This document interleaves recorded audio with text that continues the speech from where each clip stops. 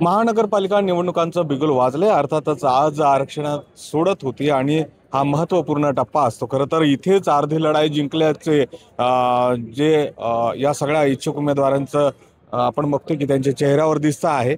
ज्यांना पाहिजे तसा वॉर्ड सुटला आहे का, किंवा ही एकूणच जी पारदर्शक पद्धतीने हे सगळी निवडणुका पार पडतील का, अशा अनेक प्रश्न असतात. मात्र जी सगळ्यात महत्त्वाचा पहिला टप्पा असतो तो आरक्षण सोडतीचा.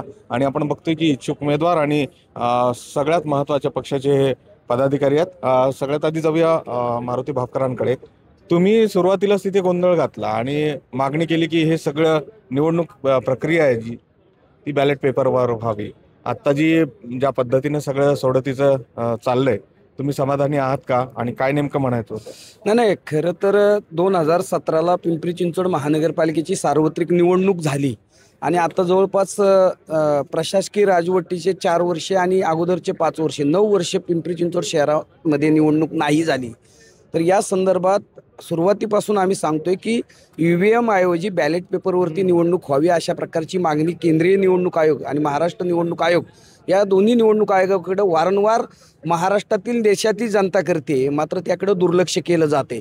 दुसरं म्हणजे मतदार यादीमध्ये प्रचंड घोळ आहेत, त्या सदोष आहेत, त्यामध्ये लाखो मतदार हे बोगस मतदार आहेत आणि त्याच माध्यमातून ही निवडणूक होती. त्यामुळं निवडणूक याद्या ज्या आहेत त्या स्वच्छ कराव्यात, पारदर्शक कराव्यात, त्यातल्या त्रुटी दूर कराव्यात अशी देखील नागरिकांची मतदारांची मागणी आहे.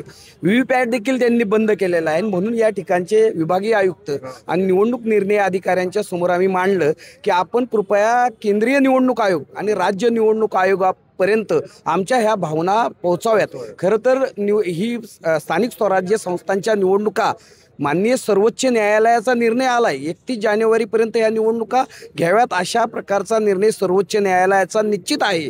मात्र सर्वोच्च न्यायालयाने असं सांगितलेलं नाही की हे सगळे दोष आहे तसे ठेवून निवडणुका घ्या असं सांगितलेलं नाही. आणि म्हणून महाराष्ट्रातील सर्व विरोधी पक्षांनी, देशातील अनेक पक्षांनी, सामाजिक संस्था, संघटनांनी मागणी केलेली आहे की अगोदर निवडणुका मतदार याद्या ज्या आहेत त्या सदोष आहेत, त्यातले दोष दूर करा, पारदर्शक पद्धतीने निवडणुका घ्या असं म्हणत असतानाच इकडे ही निवडणूक प्रक्रिया पुढे रेटली जाते.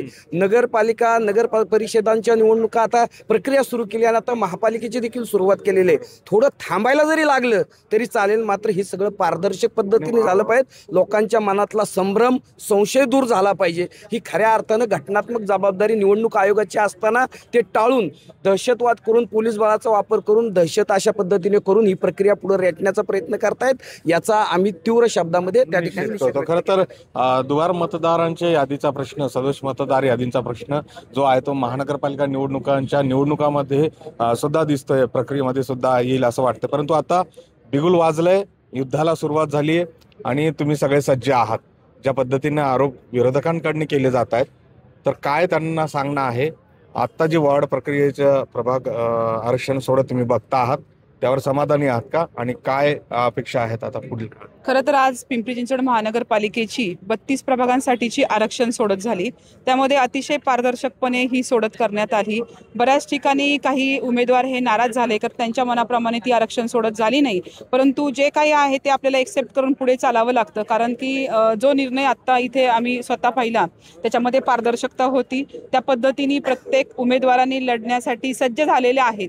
म्हणजे अनेक प्रभाग असे आहेत की त्या ठिकाणी उमेदवार पुरुष लढायचं इच्छुक असेल त्या ठिकाणी महिला पडलेल्या आहेत. त्यामुळे पक्ष हा निर्णय घेतील की कशा पद्धतीने त्या प्रभागामध्ये एकमेकांना सामावून घ्यायचं आणि एकमेकांना कसं आनंदी करायचं यासाठी पक्ष पाहिलंच. त्यामुळे बिगुल वाजलंय, युद्धाला सुरुवात झाली असं म्हणतायत.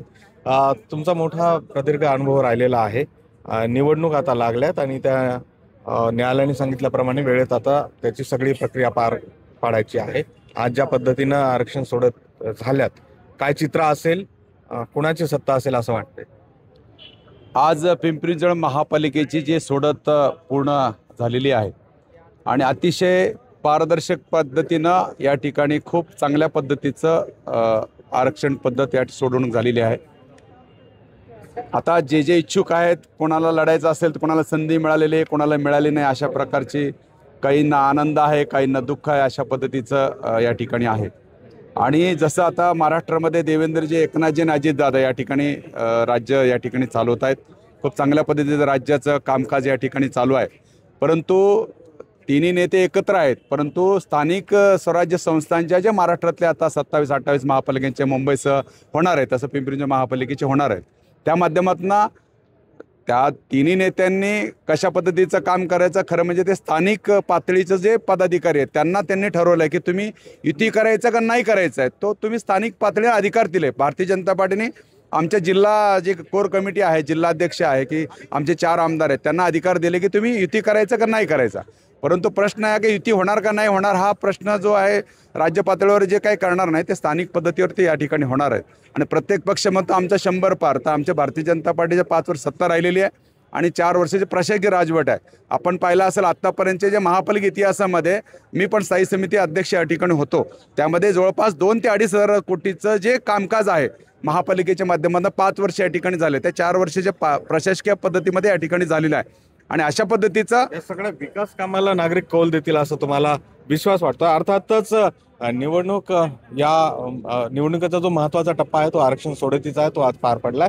आणि ज्या पद्धतीनं आता दावे प्रतिदावे केले जातील, इच्छुक उमेदवार जे आहेत त्यांना कळून आलंय की आता नेमकं ज्या ठिकाणी पुरुष आहेत त्या ठिकाणी जर महिलांसाठी ती जागा राखीव झाली असेल तर पुन्हा नव्याने सुरुवात करावी लागणार आहे. आणि त्या सुरुवातीला अर्थातच आजपासून सुरुवात होईल. रणशिंग फुंकल्या गेलेला आहे आणि महानगरपालिका, पिंपरी चिंचवड महानगरपालिका जी सदन महानगरपालिका आणि सगळ्याच पक्षांसाठी जी प्रतिष्ठित असलेली महापालिका, या महानगरपालिकेवर कुणाचा झेंडा फडकतो याकडे आता सगळ्यांचं लक्ष लागले. व्हिडिओ सुरेश पाटील, गोविंद वाकडे, न्यूज 18 लोकमत, पिंपरी चिंचवड.